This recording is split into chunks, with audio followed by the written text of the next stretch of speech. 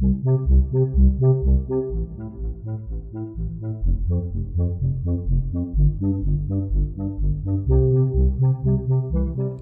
Buddhaya.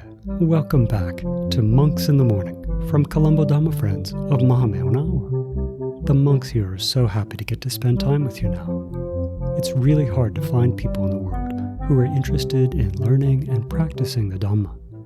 We love that you care enough about your future that you would spend time listening to these Dhamma teachings. Today, we'll learn another example of why our Supreme Buddha was the best teacher in the world. You know that sometimes the Supreme Buddha would even use his psychic powers to teach if he thought that they were necessary to tame someone's mind. Well, that's exactly what he did in the example that we'll learn about today.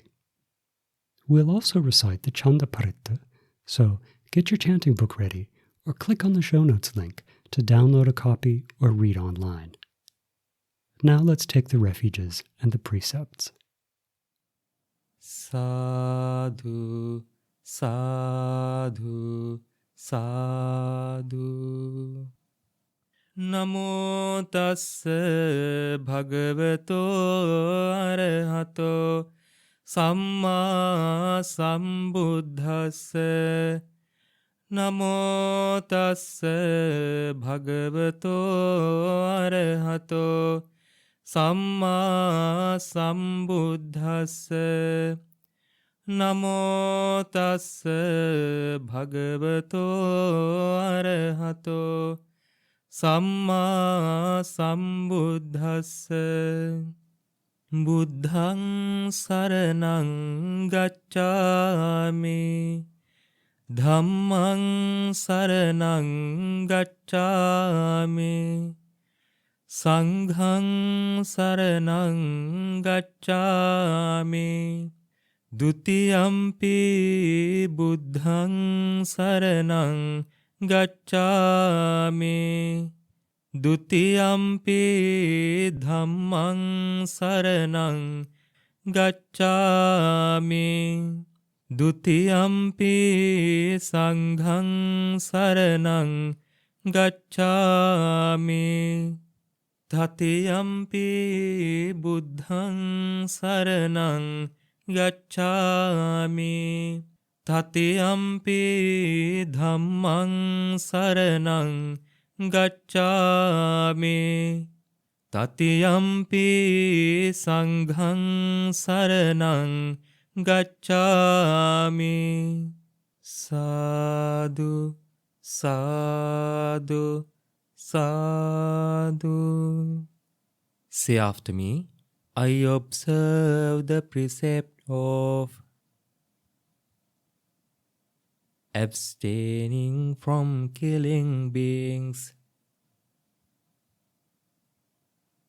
I observe the precept of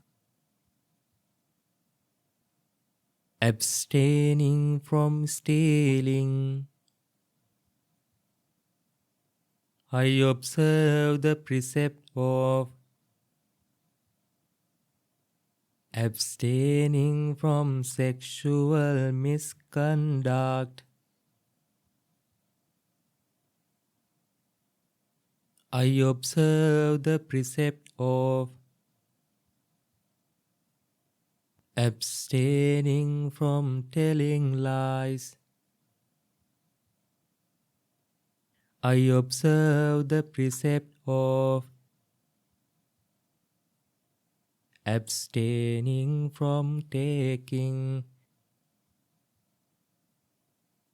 intoxicating drinks and drugs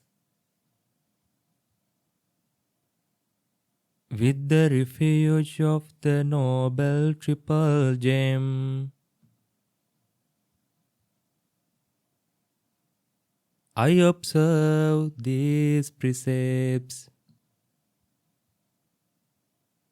for happiness in this life, for rebirth in heaven,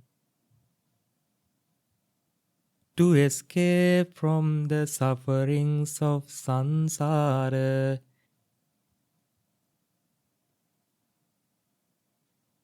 May it help me. May it be a blessing. Sadhu, sadhu, sadhu.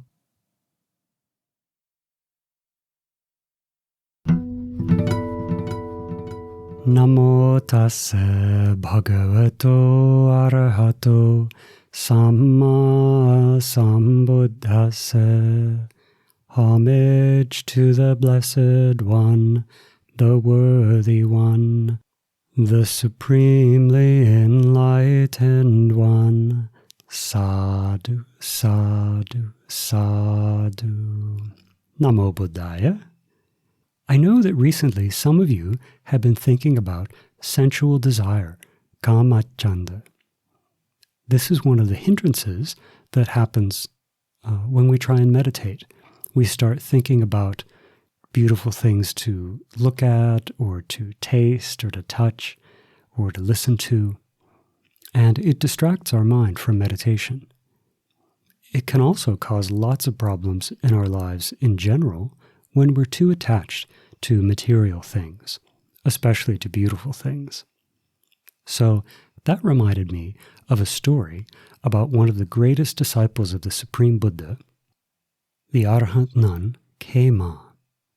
Before she became a nun, she was the chief queen of King Bimbisara. So maybe you remember that King Bimbisara was a king of the Magadha country, and his capital was Rajagaha. This is close to Mount Vulture's Peak, and it's sort of in the southeast area that the Supreme Buddha would live. So King Bimbisara was one of the very first disciples of the Supreme Buddha. He was even devoted to the Supreme Buddha before the Supreme Buddha attained enlightenment. So King Bimbisara was very concerned about Queen Kema's attachment to her own physical beauty. Now, Queen Kema was indeed very, very beautiful. And she had heard a rumor that the Supreme Buddha criticized beautiful things. And so she was afraid that if she went to visit the Supreme Buddha, he would criticize her for being so beautiful. Now, of course, we know that that's not what the Supreme Buddha would do. He talked about the danger of beautiful things, and especially the danger of being attached to beautiful things, but he would never criticize someone for being beautiful. He knows that we get to be beautiful in this human life because of good actions that we've done in the past. So she was afraid really for nothing, because the Supreme Buddha would never have criticized her beauty. But all the same, she was afraid to go visit the Supreme Buddha even when he was so close by. So King Bimbisara had an idea.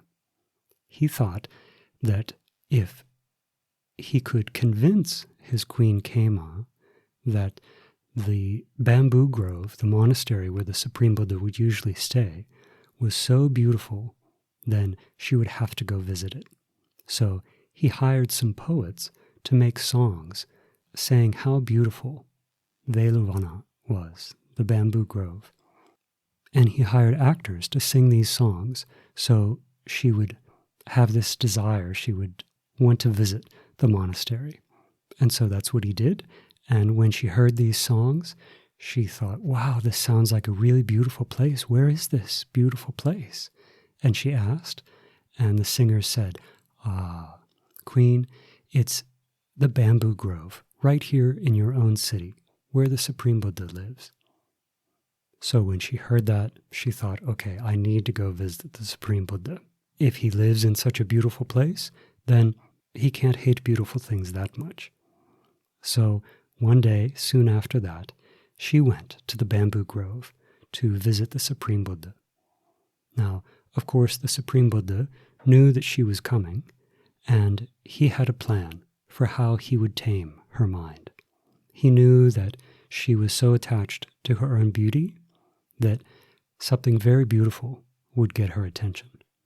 So after she arrived, he kept on preaching what he was already talking about, but in anticipation of her arrival, he used his psychic powers to create the image of a very beautiful woman sitting next to him, fanning him.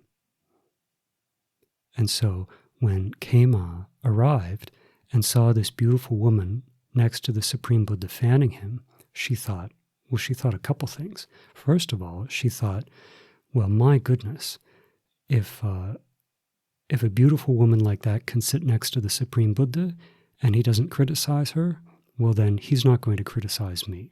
So her mind relaxed. And also, when she looked at this woman, she realized that this woman was so much more beautiful than she was. She thought, I'm not even a 16th as beautiful as this woman fanning the Supreme Buddha. And so, in that way also, her mind got a little bit tamed, right? She could not be arrogant about how beautiful she was because she saw right in front of her someone that was so much more beautiful than she was. So, as the Supreme Buddha continued to preach, he caused that image of the beautiful young woman to turn into a very old woman with gray hair and wrinkly skin, bones sticking out. And right away, Kema saw that and she thought, that beauty that this woman had was so great, but just like that, it changed. Her beauty disappeared. These beautiful objects, they're temporary, they don't last. And then the Supreme Buddha caused this same image of an old woman to turn into a dead body that collapsed right there in front of Kema. And when she saw that, immediately her mind was changed about the nature of the material world. She realized, indeed, this physical form that we have, it's something very temporary. It doesn't last. Even if it's very beautiful right now, in the future, it's definitely going to change. And when she thought this, the Supreme Buddha said to her, indeed, Kema, you're attached to this physical body, thinking how beautiful it is, thinking it will last forever. But now you see, it's just something temporary. It's not something that we can count on. It's not something that we should wish for. And she agreed. And when she heard these words, she became a stream enterer, right there on the spot. And as the Supreme Buddha continued to preach to her about the danger of being attached to the physical body, she attained arahantship. She became an arahant right there on the spot. Now, when she came there, she had no idea that she was going to become an arahant right there that day. But through the great ability that the Supreme Buddha had to teach people in exactly the way that they needed to hear the Dhamma, she attained the highest goal of the Buddha's teachings. And when the Supreme Buddha saw that she had attained arahantship, he said to her and to King Bimbisara, so today on this very spot, the Queen Kema has attained Nibbana. Either she will pass away into parinibbana, or she can become a nun. And King Bimbisara said, oh, please, don't let her pass away today. I would love if she could become a nun. And of course, she was very happy to become a nun, because now she would get to enjoy the results of the understanding that she gained. So, right there that day, the Supreme Buddha ordained her, and she joined the order of nuns. Not only that, because of her great wisdom, the Supreme Buddha declared that she was one of his chief female disciples. So just like the Supreme Buddha has two chief male disciples, Arahant Sariputta and Arahant Mahamoggallana, he had two chief female disciples, the nun Kema, Arahant nun Kema, and Arahant nun Uppalavanna. And Arahant Kema was the greatest nun for wisdom in the entire sasana. Now, for us, we're not fortunate enough to be living in a time when the Supreme Buddha is still alive, So we're not able to go and see him directly and get teachings like this. However, the Dhamma is still available to us. And when we hear stories like this, we can think, this is exactly how I need to reflect. I don't need to have the Supreme Buddha make this image in front of me. I can imagine that these things around me are not going to last. Even if they seem like they last a long time, at some point we have to be separated from them. So if we're practicing meditation and our mind gets caught up in thinking about things that we want, either food that we want or toys that we want or games or anything beautiful that occupies our mind, we can think back to this story and remember how quickly beautiful things can change. And that if we make our happiness dependent on these external things, then we're always going to have to suffer when these things change, when we don't get these things. While we're meditating, we can see how much of a disturbance it is to be attached to physical things. And so when we remember a story like this, when we remember the great wisdom of Arahant Tame, we can think, yes, this needs to be a reminder for me too, that whatever I'm wishing for, even once I get it, it's not going to bring me real happiness. The happiness that it brings will be limited. So, I hope that all of us can keep in mind this amazing experience that the Arahant Tame had when she went to see the Supreme Buddha. We should know that we should never be afraid to visit the Supreme Buddha's Dhamma, and that whatever Dhamma we hear, we want to take that deeply into our hearts and apply to our own lives exactly in the same way that Arahant Tame did. So, through the power of this merit, through the power of practicing these teachings, may we soon overcome sensual desire, and may we experience for ourselves the supreme bliss of Nibbana in this Gautama Buddha's dispensation. Sadhu, sadhu, sadhu. Namo Buddhaya.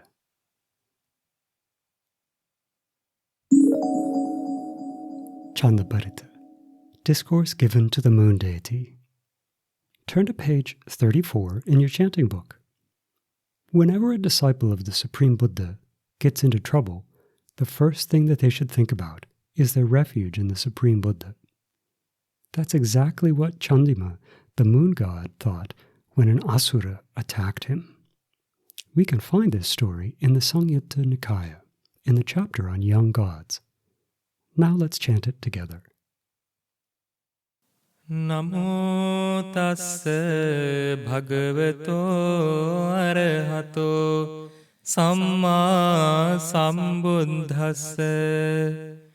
Namo tassa bhagavato arahato samma sambuddhassa. Namo tassa bhagavato arahato samma sambuddhassa.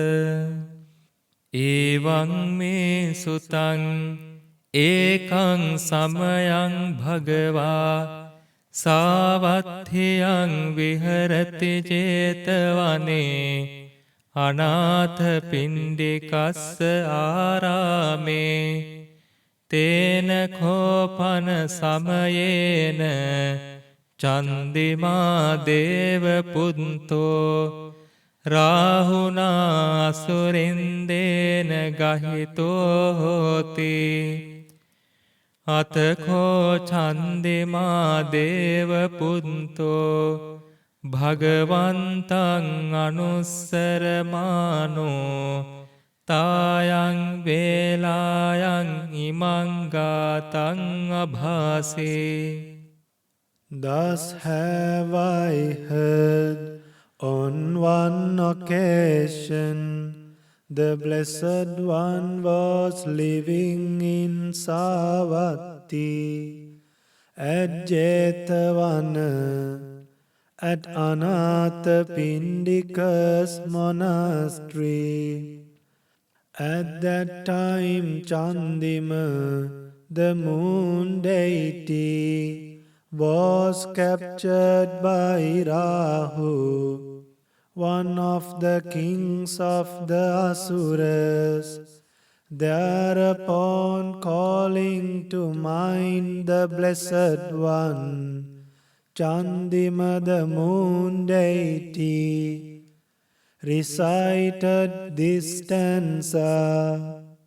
නමෝතේ බුද්ධ වීරන්තු විපමුත්තෝසි සම්බධී සම්බාධ පටිපන්නොස්මි තස්ස මේ සරණං භවාතේ.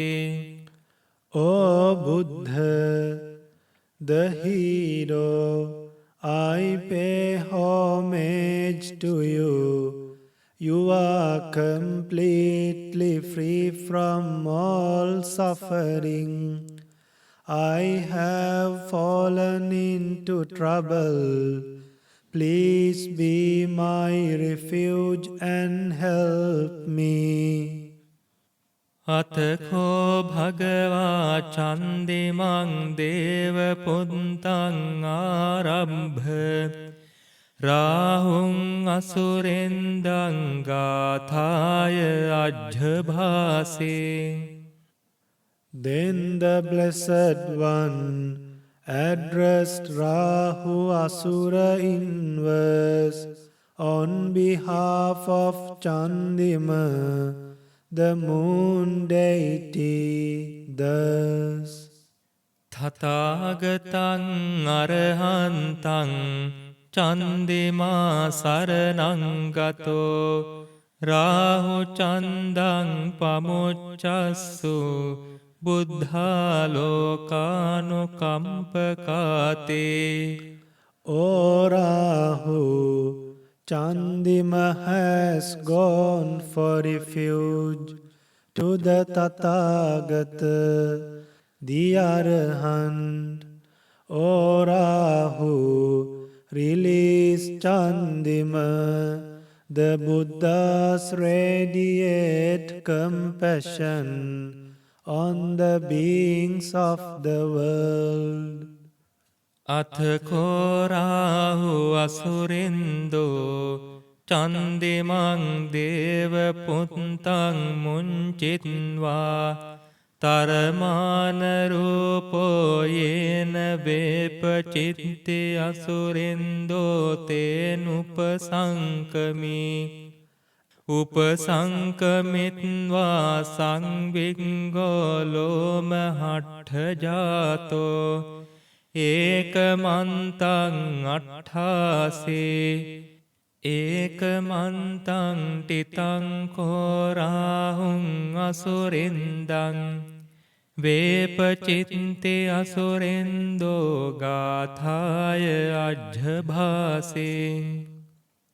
Thereupon Rahu, the Asura, released Chandima, the moon deity, and immediately went to the presence of Vepachitti, the leader of Asuras, and stood beside him trembling with fear, with hair standing on end. Then Vepachitti the Asura addressed Rahu the Asura with this stanza. කින්නු සන්තරමානෝව Rahu චන්දං පමුංචසේ සංවික්කරූපෝ ආගම්ම කින්නු භීතෝව තිට්ඨසීතේ. Rahu, why did you suddenly release Chandima? Why have you come here trembling? And why are you standing here terrified? සත්ථධාමේ ඵලේ මුද්ධා ජීව ඒවන්තෝන සුඛං ලභේ බුද්ධගාථාභිගීතෝම්හි නොචේ මුංචේය චන්දෙමන්තේ. I have been spoken to by the Buddha in a stanza, requesting me to release Chandima. If I had not released Chandima, my head would have split into 7 pieces. If I lived, I would not have had any happiness. ඒතේන සච්චේන සුවත්ති හෝතු. By this truth, may there be well-being.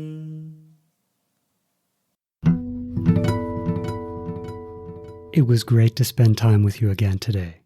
We hope that you learned something new, and we really hope that you can use what you learned as you go about the rest of your day. Now, whenever we start to get attached to something beautiful, whether it's our own beauty or the beauty of another person, or even a beautiful object, like a favorite piece of jewelry or a picture, we know that we can think about this incident we learned about today that happened with Queen Kama. We can remember that whatever beautiful things we're attached to in our minds has to change someday, sooner or later. When we think about this side of beauty, it's easier to let go of these things. Now let's share merits.